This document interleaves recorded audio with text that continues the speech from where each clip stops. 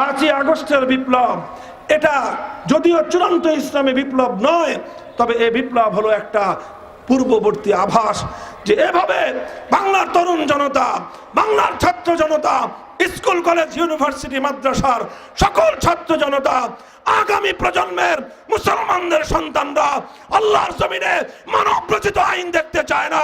আল্লাহর জমিনে কোরআনের আইন বাস্তবায়নের জন্য চূড়ান্ত বিপ্লবের জন্য তারা প্রস্তুত।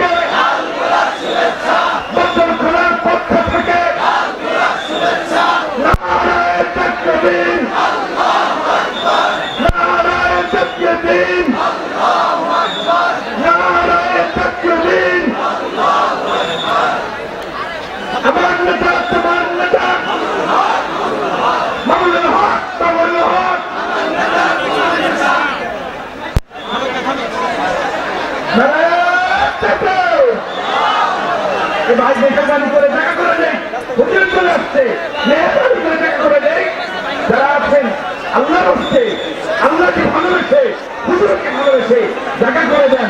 এই যে হরজত করে আসছে দেখা করে দেন, কোনো প্রকার দুঃসভা করবেন না, কোনো প্রকার হাত সামনে বাড়াবেন না, হরজতকে দেখা করে দেন। আপনারা হরজতকে আসার জন্য দেখা করে দেন, কোনো প্রকার আপনার বিঘ্নতার সৃষ্টি করবেন না।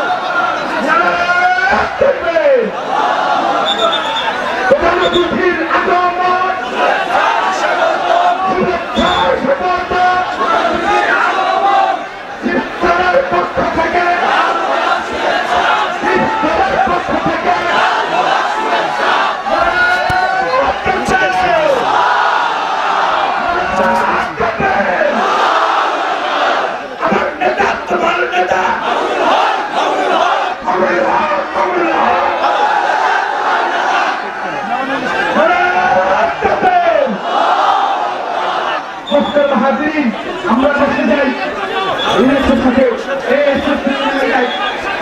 আমরা বেড়ে যাই হাজির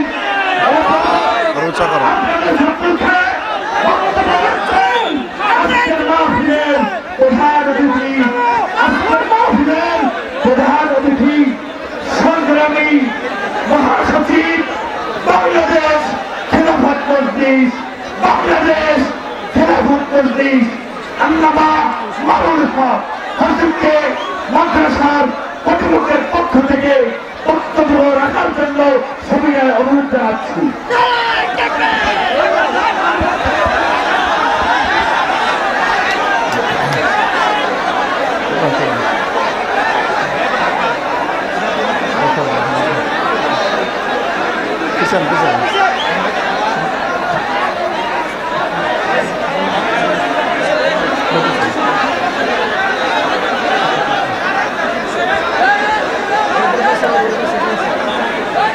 আসসালামু আলাইকুম ওয়া রাহমাতুল্লাহ।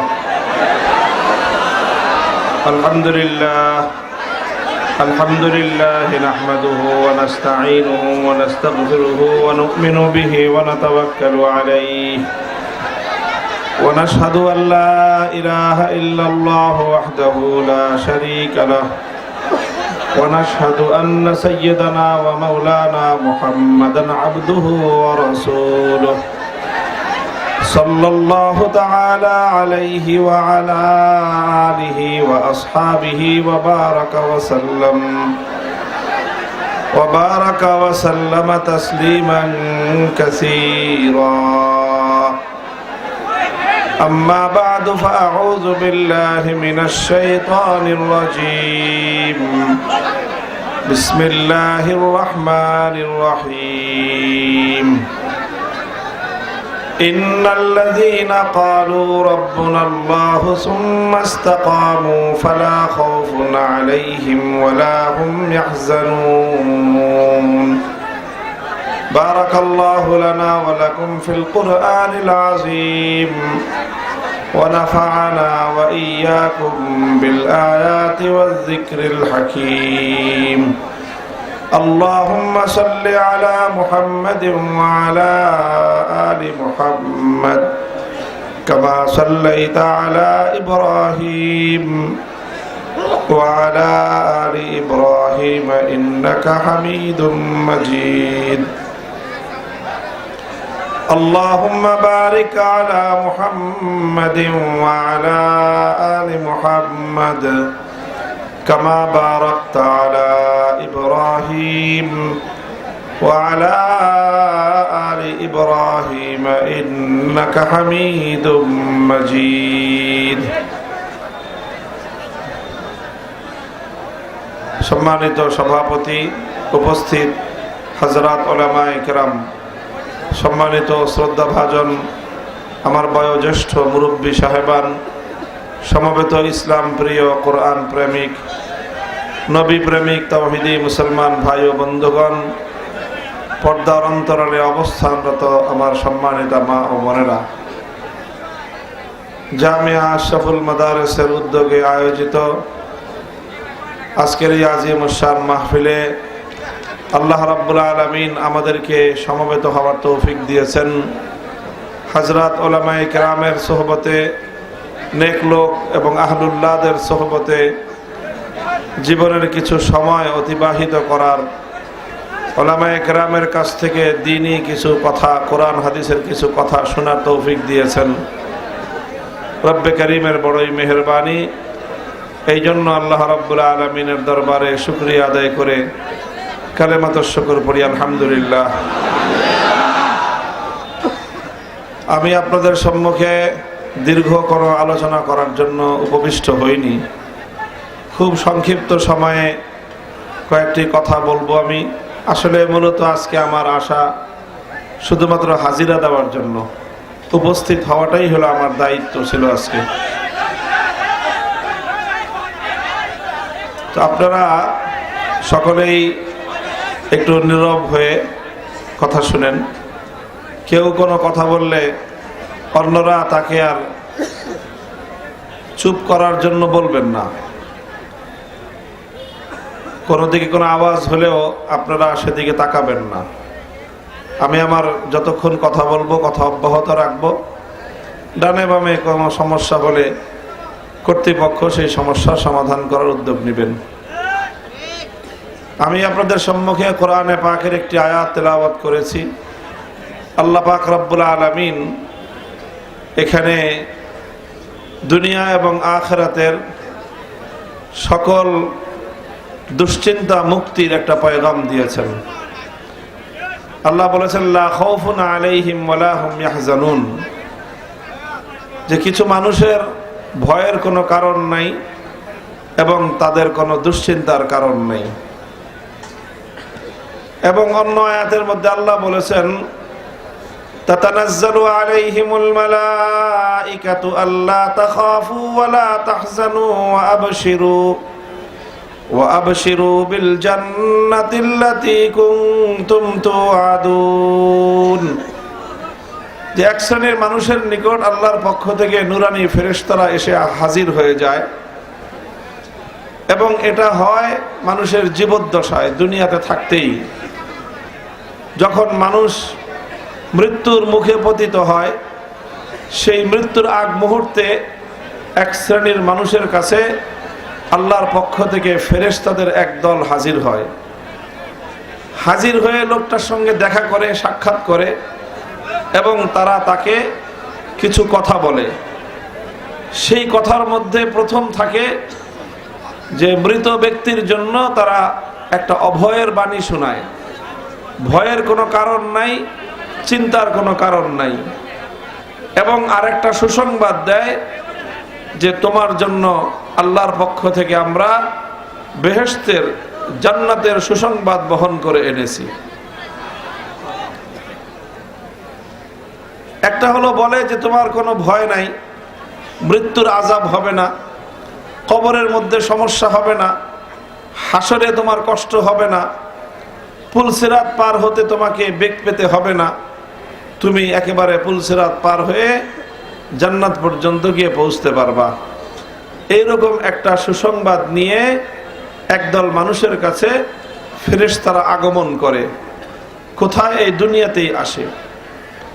তবে এমন সময় আসে যখন ওই মানুষের মৃত্যুর একেবারে সময় ঘনিয়ে আসে, তখন সে কথা বলতে পারে না, চোখে দেখতে পারে, কানেও শুনতে পারে, সব কিছু বুঝতে পারে, শুধু বলতে পারে না।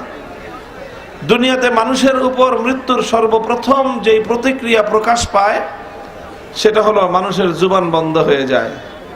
তখনও মানুষ দেখে, শুনে এবং বুঝতে পারে। ফেরেশতারা এসে তার সঙ্গে কথা বলতে থাকে, সে শুনতে পায়, ফেরেশতাদেরকে তারা দেখতে পায়, এবং ফেরেশতারা যে তাকে অভয় বাণী দিচ্ছে, শুভ সংবাদ দিচ্ছে, এটাও সে বুঝতে পারে।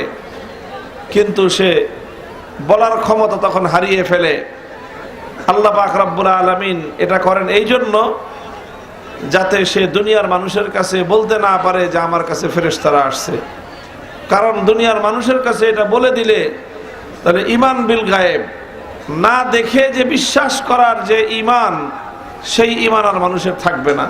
কারণ মানুষ শুনে ফেললো মৃত ব্যক্তির কাছ থেকে। এই জন্য আল্লাহ পাক রব্বুল আলামিন এই ব্যবস্থাটা করেছেন। আপনারা আমার কথা বুঝতেছেন? তাহলে কি বললাম? যে কিছু মানুষের কাছে মৃত্যুর আগে একদল ফেরেশতা এসে হাজির হয় এবং সেই মানুষকে তারা অভয় বাণী দেয় এবং তাদেরকে শুভ সংবাদ দান করে। তখনও মানুষ দুনিয়াতেই থাকে, মৃত্যুর আগেই এই ঘটনাটা ঘটে। কাজেই দেখবেন কিছু মানুষ মৃত্যুর সময় তারা হাসতে থাকে, তাদের চেহারার মধ্যে একটা আনন্দের ভাব ফুটে ওঠে। কেন ফুটে? কেন তারা হাসে? কেন তারা আনন্দিত হয়? কারণ তাদের কাছে আল্লাহর পক্ষ থেকে ফেরেশতারা এই ধরনের সুসংবাদ যখন পাঠায় দেন, আল্লাহর পক্ষ থেকে ফেরেশতারা যখন এই শুভ সংবাদ নিয়ে আগমন করে, তখন সেই মানুষের আর কোনো দুশ্চিন্তা থাকে না, তার আর কোনো টেনশন থাকে না, বরং সে দুনিয়া থেকে জান্নাতে যাওয়ার জন্য অস্থির হয়ে যায়। আর ফেরেশতাদেরকে বলতে থাকে, আমাকে আর তোমরা দেরি করায়ও না, তাড়াতাড়ি নিয়ে যাও, দুনিয়া অনেক কষ্টের জায়গা, আমি ওই বেহেশতের মধ্যে গিয়ে থাকতে চাই। তো এইরকম একটা সুসংবাদ আমাদের দরকার আছে না নাই? আমরা চাই কিনা? কারা কারা চান হাত উঠান দেখি। আল্লাহ পাক কবুল করেন। তবে এই সুসংবাদ সকলে পাবে না, এই সৌভাগ্য সবার কপালে জুটবে না। এই অবিসংবাদিত মহান ভাগ্য যেই মানুষদের কপালে জুটবে, আল্লাহ পাক রব্বুল আলামিন তাদের পরিচয় কোরআনে পাকের মধ্যে তুলে ধরেছেন। তাদের পরিচয়ের মধ্যে আল্লাহ পাক তাদের দুটি বৈশিষ্ট্যের কথা বলেছেন। কয়টা বৈশিষ্ট্য? জোরে বলেন, কয়টা বৈশিষ্ট্য? এই দুটো বৈশিষ্ট্যের কথা আল্লাহ বলেছেন। এই দুটো বৈশিষ্ট্য হাসিল করতে পারলে, অর্জন করতে পারলে আল্লাহর পক্ষ থেকে ওয়াদা আর প্রতিশ্রুতি রয়েছে যে তুমি মৃত্যুর আগেই তোমার কাছে আমি আল্লাহর পক্ষ থেকে নুরানি ফেরেশতার দল এসে তোমাকে স্বাগত জানিয়ে, তোমাকে ওয়েলকাম করে, তোমাকে ইস্তেকবাল করে আমার কাছে নিয়ে আসবে। আল্লাহ আমাদের পুরা মাজমাকে এই সৌভাগ্য দান করুন। কিন্তু এই সৌভাগ্য পেতে হলে দুটো বৈশিষ্ট্য অর্জন করতে হবে। কয়টা? এক নম্বর বৈশিষ্ট্য হলো আল্লাযীনা ক্বালু রাব্বুনাল্লাহ। এই আপনি এই জায়গাটা এরকম করতেছেন কেন? হ্যাঁ, শুনেন শুনেন শুনেন, এদিকে দাই বসেন, এদিকে বসেন, এদিকে শুনেন, আপনারা শুনেন, এদিকে আপনারা এখান থেকে কাউকে যদি কিছু করতে হয়, নীরবে উঠে এসে একদম নাক বরাবর একটা ঘুষি মারবেন, কোনো কথা বলবেন না, এই ঠিক বলবেন না, নীরবে নিঃশব্দে কাজ হবে, বুঝতে পারছেন? যার কারণে ডিস্টার্ব হইতেছে ওরা এসে কি করবেন, একটা ঘুষি মারবেন, কিন্তু কোনো কি করবেন না, শব্দ করবেন না, খবরদার, ঠিক আছে? কোনো আওয়াজ করবেন না, যার সমস্যা করে এরা ধরে নিয়ে একেবারে পুকুরের মধ্যে ফেলা দিবেন, কোনো আওয়াজ করবেন না। আর যদি আওয়াজ করেন তাহলে কিন্তু আমি বয়ান শেষ করে চলে যাব, এখান থেকে একটা আওয়াজ যদি হয়। আর ইন্নাল্লাযীনা ক্বালু রাব্বুনাল্লাহু সুম্মা ইসতাকামু, এক নম্বর বৈশিষ্ট্য ওই মহান সৌভাগ্য অর্জন করার জন্য, সেটা হলো আল্লাযীনা ক্বালু রাব্বুনাল্লাহ, যারা স্পষ্ট ভাষায় এই ঘোষণা দিবে যে আমাদের রব হলো কে? আল্লাহ। চিৎকার করে বলেন, রব কে? আল্লাহ। আল্লাযীনা ক্বালু রাব্বুনাল্লাহ, যারা বলবে আমাদের রব হলো আল্লাহ। আল্লাহকে রব হিসেবে মানতে হবে, আল্লাহকে রব হিসেবে বিশ্বাস করতে হবে এবং আল্লাহকে রব বলে ঘোষণা করতে হবে। আল্লাহকে রব বলে ঘোষণা করার অর্থটা কি? সহজ বিষয়। আমরা সকলে মনে করতেছি যে আমরা তো সবাই রব হিসেবে কাকেই মানি? আল্লাহকেই মানি। কিন্তু আসলে একটু যাচাই করে দেখলে বোঝা যাবে যে আমরা কয়জন আল্লাহকে রব বলে মানি আর কারা কারা মানি না। এই জন্য আল্লাহকে রব মানার অর্থ কি এটা আমি বলবো আপনাদের কাছে। এখন আমরা তো সকলে আল্লাহকে রব মানি, তাই না? বলেন, আমাদের রব কে? আল্লাহ। এটা বুঝে বলছেন? না, না বুঝে বলছেন, না বুঝে বলছেন। এখন ইনশাআল্লাহ আমি বলার পরে আবার বলবো আমাদের রব কে, তখন বলবেন বুঝে। ঠিক আছে কথা? দেখেন, আল্লাহর এই রব, আল্লাহকে রব মানার বিষয়টা এটা খুবই গুরুত্বপূর্ণ, খুবই গুরুত্বপূর্ণ। মানুষের জীবনে এর চেয়ে গুরুত্বপূর্ণ কোনো শিক্ষা নাই। আল্লাহ পাক রব্বুল আলামিন যখন মানব জাতিকে সৃষ্টি করলেন, সর্বপ্রথম মানব ছিলেন কে? আমাদের বাবা আদম আলাইহিস সালাম। আদম আলাইহিস সালামকে সৃষ্টি করার পরে আল্লাহ পাক বাবা আদমের পিঠ থেকে কিয়ামত পর্যন্ত যত আদম সন্তান জন্ম নিবে, সৃষ্টি হবে, তাদের সকলকে আল্লাহ পাক বাবা আদমের পিঠ থেকে বের করছেন। জানেন আপনি এই কথাটা? এটা শুনেন নাই? তাদের সকলকে পিঠ থেকে বের করে সব মানব সন্তানকে একত্রিত করেছেন। মানুষের আকার ছিল তখন এক একটা গুড়ি পিঁপড়ার সমান। কিসের সমান? গুড়ি পিঁপড়া বুঝেন? পিঁপড়ার তো অনেক সাইজ আছে। একেবারে ছোট্ট যেই সাইজটা, এক একটা মানুষ ছিল এক একটা গুড়া পিঁপড়ার মতো। এই সব মানুষগুলোকে আল্লাহ পাক একত্রিত করে তাদেরকে আল্লাহ একটা সবক পড়ালেন। কি পড়ালেন? এই যে এখন আমি আপনাদের কাছে আলোচনা করতেছি, এই আলোচনা কি শুধু শোনার জন্য না শিখার জন্য? এটা হলো সবক। তো সেখানে সবক পড়িয়েছেন কে? কাদেরকে? সমস্ত মানব সন্তান, সমস্ত আদম সন্তান। আমি ছিলাম, আপনি ছিলেন, আমাদের বাপদাদারা ছিল, আমাদের সন্তান সন্ততিরা ছিল। কিয়ামত পর্যন্ত যত আদম সন্তান দুনিয়াতে জন্ম নিবে সকলেই সেই সবকে উপস্থিত ছিল। সেই সবকে টিচার ছিলেন, শিক্ষক ছিলেন স্বয়ং আল্লাহ, আর শিক্ষার্থী ছাত্র ছিল সমস্ত মানব সন্তান। আল্লাহ পাক সেখানে কি শিক্ষা দিলেন বললেন, ওয়াইজ আখাযা রাব্বুকা মিন বানি আদামা মিন যুহুরিহিম যুররিয়াতাহুম ওয়া আশহাদাহুম আলা আনফুসিহিম আলাস্তু বিরাব্বিকুম ক্বালু বালা। আল্লাহ বলতেছেন, স্মরণ করো ওই সময়ের কথা যখন আল্লাহ পাক রব্বুল আলামিন আদম আলাইহিস সালামের পিঠ থেকে তার সকল সন্তানগুলোকে আল্লাহ বের করলেন। সকল সন্তানগুলোকে আল্লাহ বাবা আদমের পৃষ্ঠদেশ থেকে বের করে তাদের সকলকে একত্রিত করে আল্লাহ পাক একটা কথা জিজ্ঞাসা করলেন, আলাস্তু বিরাব্বিকুম, হে আদম সন্তানরা, তোমরা আমার প্রশ্নের জবাব দাও, আমি কি তোমাদের রব নই? তখন সব আদম সন্তান এক কণ্ঠে এক বাক্যে সকলে সম্মিলিতভাবে একটাই আওয়াজ দিয়েছিল, ক্বালু বালা, নিশ্চয় নিশ্চয় হে আল্লাহ, আপনি কেবলমাত্র আমাদের রব। এটা একটা শিক্ষা ছিল। মানুষকে আল্লাহ শিক্ষাটা দিলেন যে রব মানতে হবে কাকে? আল্লাহকে। ওই শিক্ষাটা, সবকটা পড়ায় আল্লাহ দুনিয়াতে মানুষকে পাঠিয়ে দিয়েছেন। মানুষকে পাঠিয়ে দিয়েছেন, পাঠিয়ে দিয়ে মানুষ যেন ওই শিক্ষা, ওই সবকটা যেন ভুলে না যায়, এই জন্য আল্লাহ পাক রব্বুল আলামিন অনেক ব্যবস্থা করেছেন। প্রতিনিয়ত প্রতি মুহূর্তে আল্লাহ সেই রুহের জগতের সেই সবকটাকে মনে করায় দিচ্ছেন আমাদেরকে। শুধু আমাদের কথাই বলি যে আমাদেরকে ওই সবকটা মনে করায় দেওয়ার জন্য আল্লাহ পাক কোরআন নাজিল করেছেন। এই জন্য কোরআনে পাকের মধ্যে সর্বপ্রথম যেই সূরাটা শুরু হয় সেই সূরাটার নাম কি বলেন তো? সূরাতুল ফাতিহা। যেই সূরা দিয়ে কোরআন শুরু হয় কোন সূরা? সূরাতুল ফাতিহার প্রথম আয়াত কি? আলহামদুলিল্লাহি রাব্বিল আলামিন। গোটা এই জগৎ সমূহের একমাত্র রবকে স্মরণ করায় দিয়ে শুরু করলেন কোরআন। 114 খানা সূরা নাজিল হলো। যখন কোরআনে পাক সমাপ্ত হয়, সর্বশেষ যেই সূরার মাধ্যমে আল্লাহ পাক রব্বুল আলামিন কোরআন খতম করলেন, কোরআন সমাপ্ত হলো, শেষ সূরার মধ্যেও আমাকে আর আপনাকে সবক পড়ানো হচ্ছে কুল আউযু বিরাব্বিন নাস, মানুষের একমাত্র রবকে। তাহলে কোরআনের শুরুতেও রবের কথা আল্লাহ, কোরআনের শেষেও রবের কথা আল্লাহ।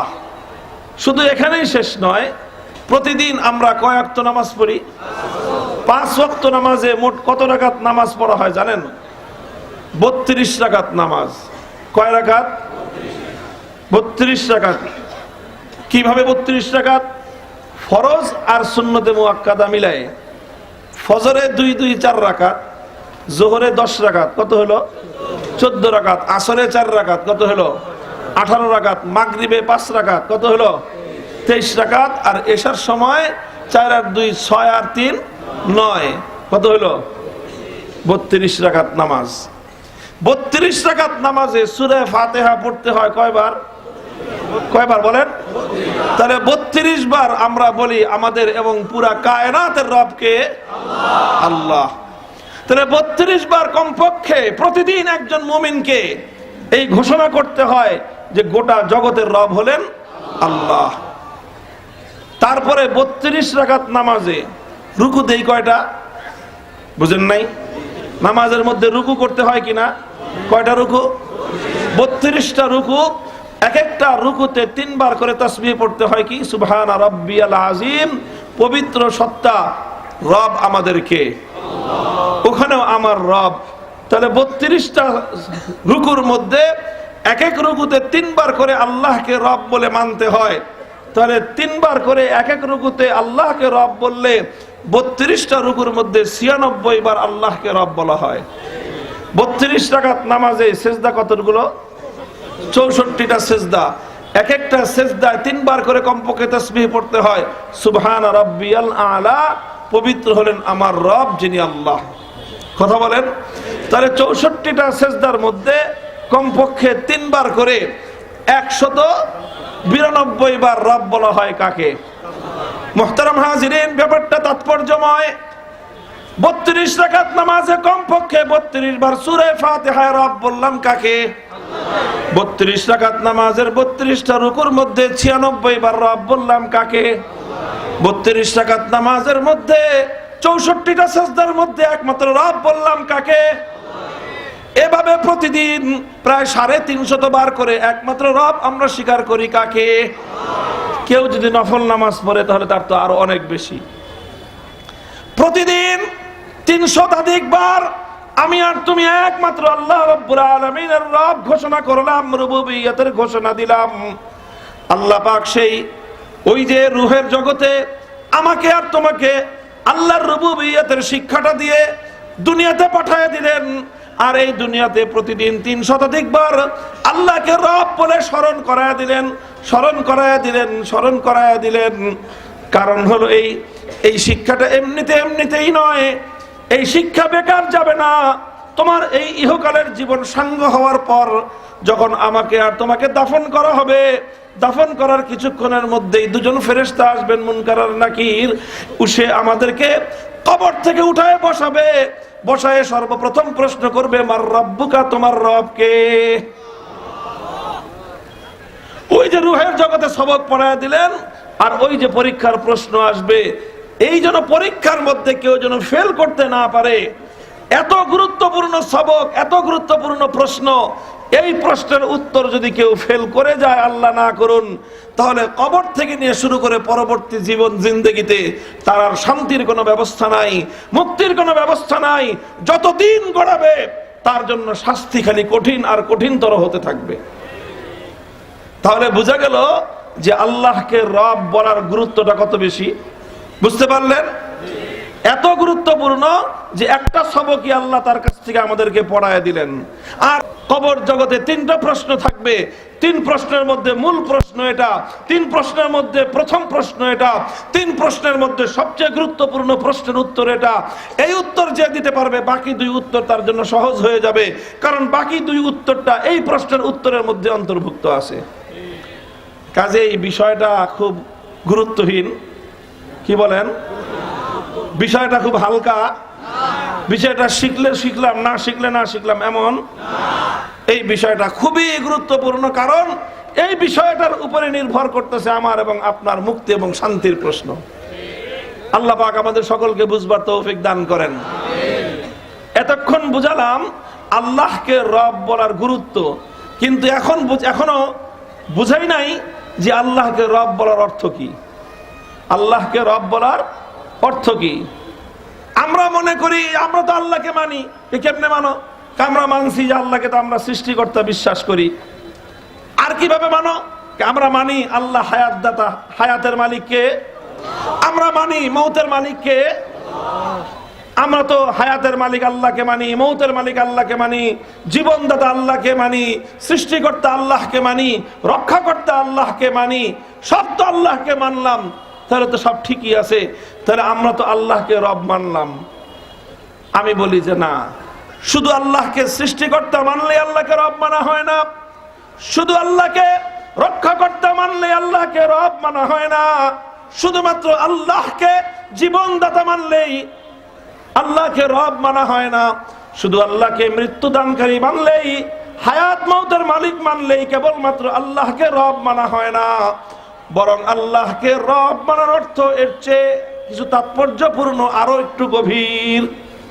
আল্লাহকে রব মানার অর্থটা কি আরো গভীর?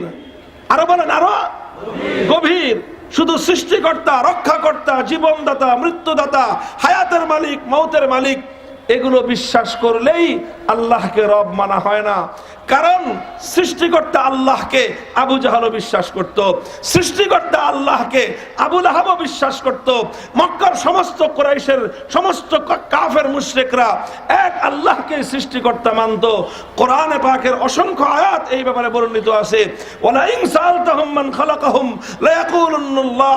যদি আপনি তাদেরকে জিজ্ঞাসা করেন তাদের সৃষ্টিকর্তাকে, আবু জাহাল, উতবা, শাইবা, মক্কার বড় বড় কাফেররা বলবে আমাদের সৃষ্টিকর্তা হলেন একমাত্র আল্লাহ। সুতরাং তারাও আল্লাহকে সৃষ্টিকর্তা মানলো, আমিও আল্লাহকে সৃষ্টিকর্তা মানলাম। সৃষ্টিকর্তা মানলেই শুধুমাত্র রব মানা হয় না, বরং রব মানার অর্থ হলো আরো গভীর। গভীরটা কি? আমি এই গভীরতা বোঝানোর জন্য আপনাদের সামনে একটা হাদিসের উদ্ধৃতি দিব। এটাই হলো আমার আলোচনার শেষ পয়েন্ট।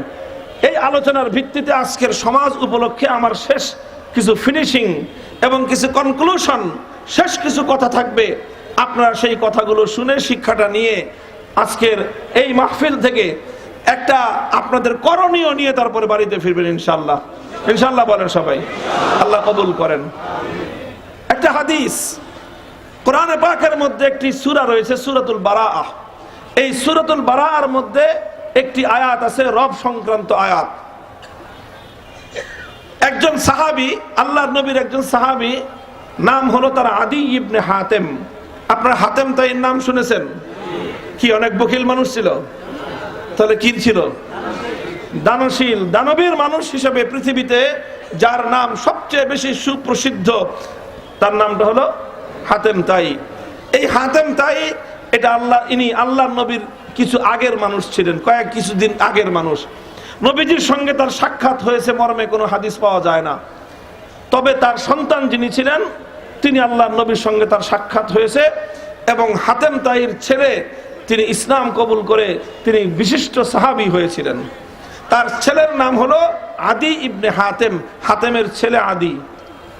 আদি ইবনে হাতেম ইসলাম কবুল করার আগে খ্রিস্টান ছিলেন এবং তিনি তার গোত্রের সর্দার ছিলেন। তিনি যখন ইসলাম গ্রহণ করলেন তখনও তিনি গোত্রের সর্দার থাকলেন।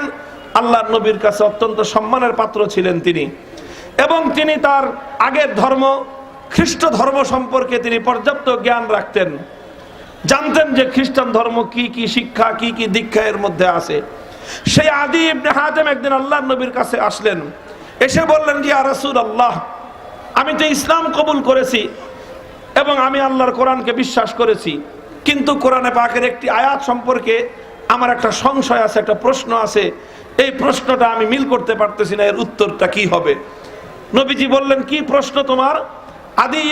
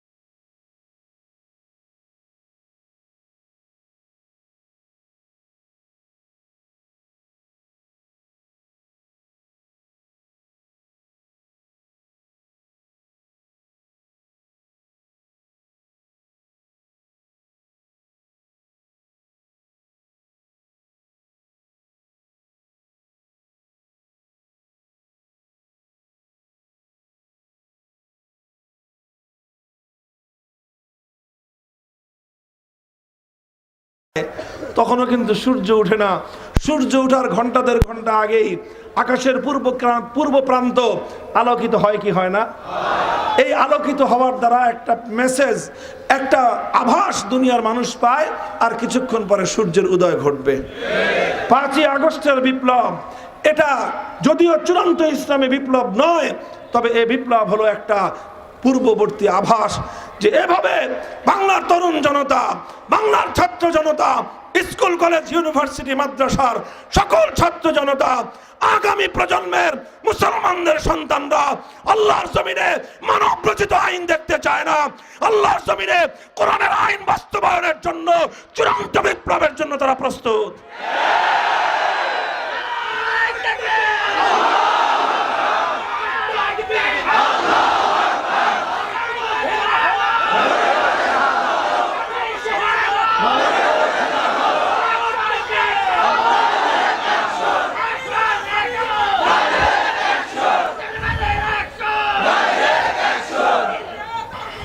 মুহতারাম হাজিরিন, ইনশাআল্লাহ কথাগুলো যে বললাম যে এক আল্লাহকে রব মানতে হবে, আল্লাহকে যখন আপনি রব মানতে যাবেন, যদি বুঝে শুনে মানেন, তাহলে শয়তানের কিছু চেলাচামুন্ডা যারা আছে তাদের সঙ্গে আপনার বাধা আসবেই, তাদের সঙ্গে আপনার মতপার্থক্য হবেই, তাদের সঙ্গে আপনার দ্বন্দ্ব লাগবেই। এই দ্বন্দ্ব না লেগে কোনো উপায় নাই। আল্লাহ বলে দিয়েছেন, আল্লাযীনা আমানু ইউকাতিলুনা ফি সাবিলিল্লাহ ওয়াল্লাযীনা কাফারু ইউকাতিলুনা ফি সাবিলিত তাগুত ফাকাতিলু আউলিয়া আশ-শাইতান। যারা আল্লাহর উপর ঈমান আনে তারা আল্লাহর বিধান বাস্তবায়নের জন্য লড়াই করে, আর যারা শয়তানের চামচা, শয়তানের দোসর, তারা শয়তানের আদর্শ বাস্তবায়নের জন্য তারা লড়াই করে। এক দল আল্লাহর দল আর এক দল শয়তানের দল। আল্লাহর দল আর শয়তানের দলে কোশ্চেন করে আপোষ হতে পারে না। কাজে আপনি যখন আল্লাহকে একমাত্র বিধানদাতা মেনে নিয়ে আপনি ঈমানকে যখন মজবুত করে জীবনের প্রত্যেকটা কাজ পরিচালনা করতে যাবেন, তখনই শয়তানের দোসরদের সঙ্গে আপনার লড়াই বাঁধবে। লড়াই বাঁধলে কি করবেন? ভাগবেন? হ্যাঁ, তখন ঈমানের অবস্থা কি হবে? কচু পাতার পানি। কচু পাতার পানি দেখতে কিন্তু খুব সুন্দর লাগে, কিন্তু সামান্য একটু বাতাসের ঝাপটা আসলে কচু পাতার পানির আর কোনো সন্ধান খুঁজে পাওয়া। কথা বলেন ঠিক না বেঠিক? আমাদের সমাজে ঈমানদার অধিকাংশই আমরা কচু পাতার পানির মতো। ঈমান আছে কতক্ষণ? যতক্ষণ সুখে আছি, যতক্ষণ ভালো আছি। আর ঈমানের কারণে সামান্য একটু পরীক্ষা আসলেই তখন ঈমানটা ছেড়ে দিয়ে আমরা নিজেদের জীবন বাঁচানোর জন্য ব্যতিব্যস্ত হয়ে পড়ি। এই জন্য আল্লাহ বলেছেন, তুমি যদি মুক্তি চাও, তুমি যদি মহাসৌভাগ্য চাও, আল্লাহর এই জমিনে থেকে, আল্লাহর পক্ষ থেকে প্রেরিত নূরানী ফেরেশতাদের অভয় বাণী আর সুসংবাদ বার্তা যদি তুমি পেতে চাও, তাহলে তোমাকে আল্লাহকে রব বলে ঘোষণা করে ক্ষান্ত হলেই চলবে না, বরং মৃত্যুর আগ মুহূর্ত পর্যন্ত অটল এবং অবিচল থাকতে হবে। আল্লাহ আমাদের সকলকে তৌফিক দান করেন। আমরা বুঝে শুনে, একেবারে ভালো করে বুঝে শুনে বললাম আমাদের রবকে। আমি বলছিলাম শুরুতেই, আপনারা বলেছেন, সবাই বলছি আমাদের রবকে। না বুঝে বলছিলেন, আজকে থেকে বুঝলেন রব বলার অর্থ হলো বিধান চলবে কার? যারা আল্লাহর বিধান চলবে এই কথা বলেন না, তারা আল্লাহকে রব বলেন না। মিথ্যা কথা বলবেন কেন? কারণ আপনি তো আল্লাহর বিধান মানেন না, তাহলে আপনি আল্লাহকে, আপনার রব তো আল্লাহ হলো না। কাজেই এই ভাওতাবাজির দরকার আছে। যেটা আপনি যেটা মানেন সেটা বলবেন, আর আপনি যদি আল্লাহকে রব বলেন তাহলে আপনি বলবেন বিধান চলবে একমাত্র কার? এটা বলার পরে অটল এবং অবিচল থাকতে হবে। রাজি আছি? যদি জীবন দিতে হয় রাজি আছি, শাহাদাতের জন্য প্রস্তুত আছি।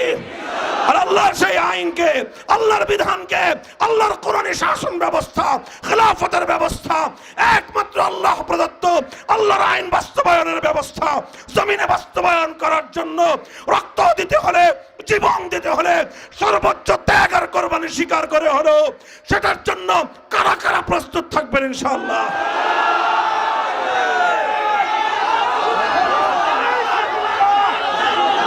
আল্লাহ পাক কবুল করেন, আমাদের সকলকে তৌফিক দান করেন। যেই কথা